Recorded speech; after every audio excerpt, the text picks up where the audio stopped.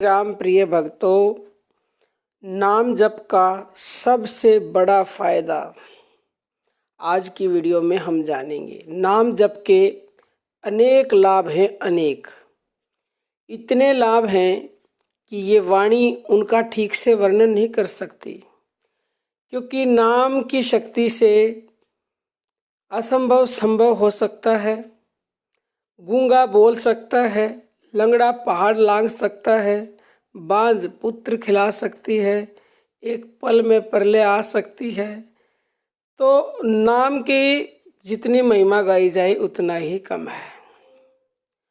और सबसे बड़ा लाभ तो नाम का ये है कि आप एकाग्रता से अगर आप नाम जप करते हो तो आप बहुत ही कम सोकर भी, कम नींद लेकर भी स्वस्थ जीवन बिता पाएंगे, सुख शांति से रह पाएंगे।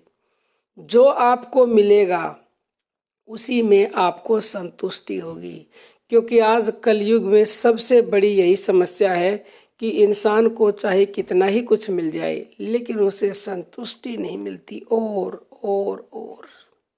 तो ये कितना बड़ा लाभ है कि आप संतुष्ट होने लगेंगे और जब और ऊंची अवस्था में पहुंच जाएंगे नाम जप की, तो आपका मन जो है वो निर्विचार तो हो ही जाएगा, आपकी इच्छाएं भी समाप्त होने लगेंगी।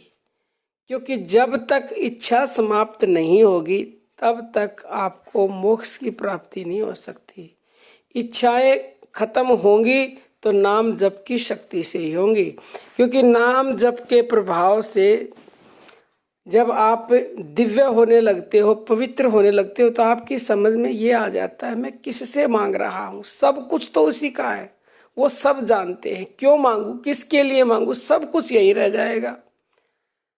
तो अंत आपको ये समझ में आ जाता है कि मेरे को इच्छाएं पूरी करवानी ही नहीं, मुझे कुछ मांगना ही नहीं है। जो सच्चे भक्त होते हैं, सही संत होते हैं ना भक्तों, वो तो भगवान दर्शन की भी इच्छा नहीं रखते, वो अपने आप ही उनको दर्शन दे देते, लेकिन वो इच्छा नहीं करते, क्योंकि जब तक इच्छाएं खत्म नहीं होंगी तब तक उसे पा नहीं सकते। वैसे दर्शन की इच्छा करोगे तो दर्शन देंगे, लेकिन जो उच्च श्रेणी के संत होते हैं वो दर्शन के भी इच्छुक नहीं होते। वो सभी जो है सुख सुविधाओं पर, धन वैभव पर लात मार देते हैं।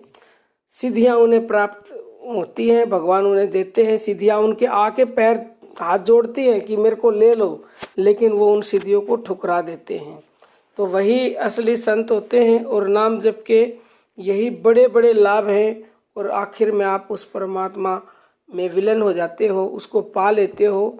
जिस प्रकार नदियाँ सारा जीवन परमात्मा समुद्र से मिलने के लिए तड़पती रहती हैं, चलती रहती हैं, लेकिन जब समुद्र में विलीन हो जाती हैं तो वो समुद्र ही हो जाती हैं। तो आप भी परमात्मा को पाकर परमात्मा ही हो जाओगे, और फिर आप बता नहीं पाओगे कि आप क्या हो। जिस प्रकार नदियाँ नहीं बता पाती समुद्र में मिलने के बाद, इसी तरह से आप भी।